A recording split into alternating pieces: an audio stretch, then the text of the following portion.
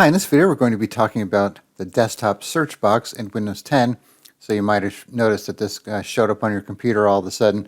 So they were trying out something similar for Windows 11. It wasn't really an Edge thing, but it was kind of built into Windows. And I don't think it's going to ever make it to the production thing because it kind of seemed to disappear from the beta version. So for Windows 10, if you have the search box, what you could do is, you could click in there and do a search. It'll open up your web browser, do a Bing search for that topic you type in. Then you could also do the Bing AI chat as well if you want to start that.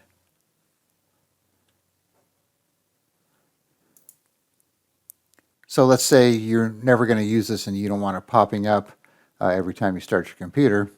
What you could do, obviously, you could go close it here, but if you uncheck this box, Auto Launch Search Bar, then it's not going to open the next time you start your computer or log back on. And then, of course, you could close it manually too by doing that.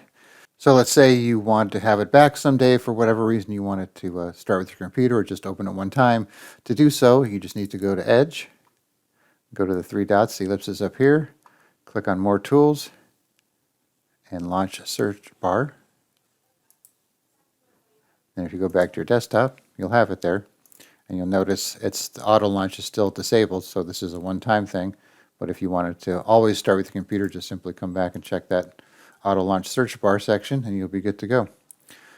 All right, so like I said, most people don't find this useful. So if you don't, you can come here and uncheck this box and close it and get rid of it. Or if you do like it, you could just leave this checked or come back and check it as needed.